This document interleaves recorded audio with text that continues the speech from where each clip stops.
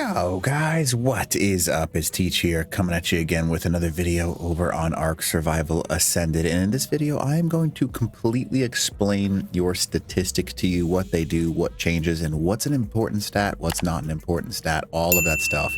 Each individual one has an impact. It just depends on when and how you want to use it. So I'm going to mind wipe a few times and show you how it changes things and what actually gets adjusted when you go inside of these stats, and how sometimes some of these statistics can make you a broken character, as in stupid overpowered. So if you don't mind, smash that like button, leave a comment below for the algorithm, and then consider subbing to the channel for more helpful Ark content. So anyway, there are a total of 9 stats. There used to be 10, however they removed movement speed. So health, stamina, oxygen, food, water, weight, melee, crafting, and fortitude. So basically right off the bat, most people like 3 stats. They like health, they like weight, they like fortitude. Now let me explain what each one of these things does before going into them. Health is pretty self-explanatory. Each time you level 1 health, your health goes up a total of 10 points, making your max health even higher. Now with health, if you have it above 450, there is no point in the game that you can actually fall from and die from, by the way. So I don't know if you knew that, but unless they change it, and then 500 is usually what I do just to be safe. Anything above 500, you can jump from any height and survive. It just basically prevents you from having any fall damage, or I guess it's all based on overall numbers from where you fall from. So basically it'll drop you to almost 0 health, but it's like, I guess technically if you fell from the world border, that might be the case, but you know, I've never actually done that. So you can actually reduce fall damage, or reduce your chance of dying, by increasing your health above 500. So next thing, stamina. Stamina, because of the fact of removing of movement speed, is actually something that is pretty important to have. It is a really good thing to pump up your stamina a total of 5 points. Now the reason is because it goes up 10 per point, and then raising it 5 points is going to give you enough to get an additional 50% move distance wherever you're going. Or if you're in a PvP situation, you can actually use it for swinging more commonly. You would be amazed how much of a difference a little tiny bit of stamina will do for your overall Ark game. So add just a touch. Now, let's talk about the most useless stat in the game. Oxygen. The only value of oxygen is because, technically speaking, oxygen will increase movement speed. Now, movement speed is technically affected, but it's no longer affected. It only affects your swim speed for this game. Now, oxygen, when you increase it, is going to allow you to survive underwater longer, but because you can breathe for about 30 seconds-ish underwater inside of Ark, it's not really that big of a stat, especially because you can just have a Lazarus chowder and breathe underwater for 10 minutes without having any oxygen issues at all. So probably the most useless stat in the game. Next on our list is food and water. Both in combination, these things drain over time. You can see that they've moved down over time, and they will drain based upon how much your character moves or how much your character has to heal. The more your character has to heal, the faster your food drops. The more your character moves and has to refill stamina, the more your water drops. I don't typically add points into these, but I can tell you that having a consumable in your far right 2 categories will basically counteract any problems you have with this. Creating your own brew and creating your own burger of some sort are very, very powerful things that you can do to increase these over time and never really have to worry about them. So I would really encourage you to focus on those too. Now, next up on our list is weight. Weight, I gotta take a deep breath for that one, because weight is probably one of the most important stats in the game. Whether you're playing PvE or PvP, weight is incredibly useful and should almost always, at an absolute minimum, be at 300. Now it goes up 10 points per level, but 300 is going to give you enough to have a full kit down here and some items in your inventory without being completely encumbered. Because once you get above 80% weight, you are encumbered and you start to slow down your character's speed, and it does slow down even more over time as well. But once you get close to your highest possible weight, you can no longer move. So the higher weight you can have, the better off you are.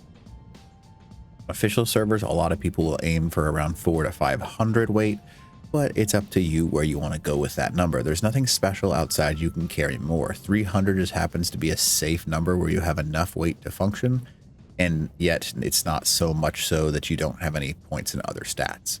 So It's that one. Next one is melee damage. Melee damage is one of the most useful statistics in Ark, and people do not give it enough credit. This is because melee damage, when increased, goes up drastically. So it goes up 5% per click. Now, though that might not seem like a lot, 150% melee damage is a major difference between 100%. And I'll show you what I mean by that, right? So here's my practice dummy right here. So there's 1607 a swing right there. And you can see that there's 803. If I hit it in the head, hit the bonus damages and stuff like that. So there's 803 consistent damage. I don't know why I actually had a consistent change there. But if you increase it to 200%, just to show you, you can see 1073. So that's 200 damage jump. Now that's a massive, massive jump.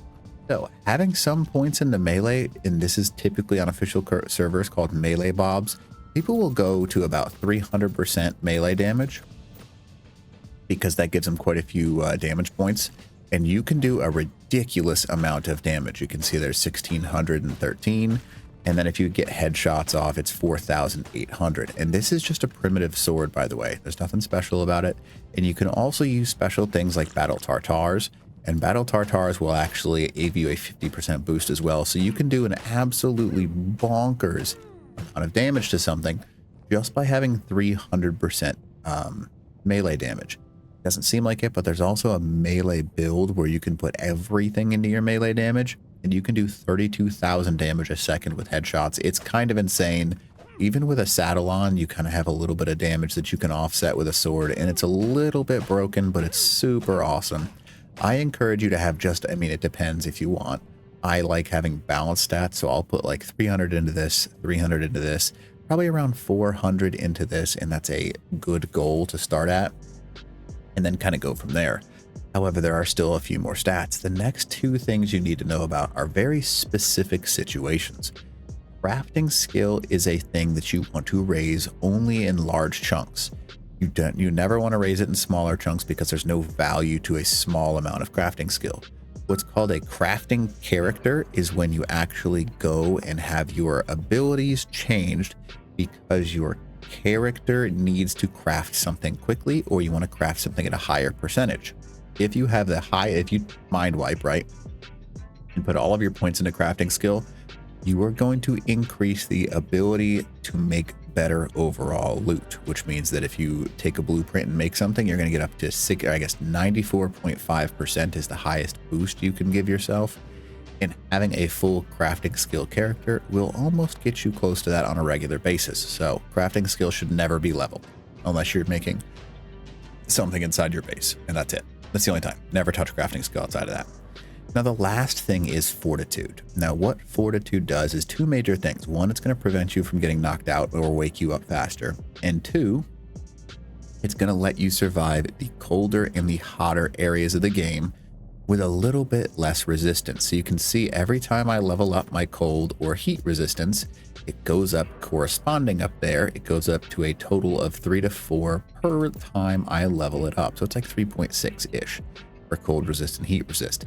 Now, the higher those numbers are, the less likely you are to die in any given situation. And what I like to do is, I know it doesn't seem like much, but I like to put mine at a total of 20. So I will have 20 here, I will have 300, I will have 300, 150, and I will make sure this is right around 500, by the way, like I said earlier.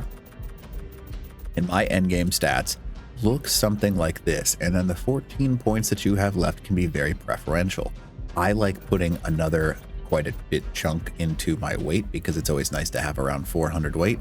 And then these last 4 points, which you can earn, I suggest doing that kind of like slightly leaning into the character build that you like the most. I am also a big fan of not having to deal with fortitude, so I will crank this up to a total of 28 individual points. And this right here is a fantastic character build. Now, the reason that I say that is because you have enough health to survive anything. You have enough stamina just to escape if you need it. You don't need to worry about oxygen or any of these. Weight 400 is enough to get every basic task and most advanced tasks done inside of Ark. 300 melee damage is going to give you enough melee to knock something out quickly if you need to. And then the 28 fortitude is going to give you a significant boost in your cold and heat resist. So that is a great character build to aim for just generic PvP or PvE. Given that you're like your overall build, you can kind of scroll into any build that you want, but this is a great starter build and it'll give you a huge change in your ability to play Ark. So hopefully this video helps you out, and if you don't mind, smash that like button, leave a comment below, and then consider subbing to the channel for some other Ark content. So again, other than that, teach.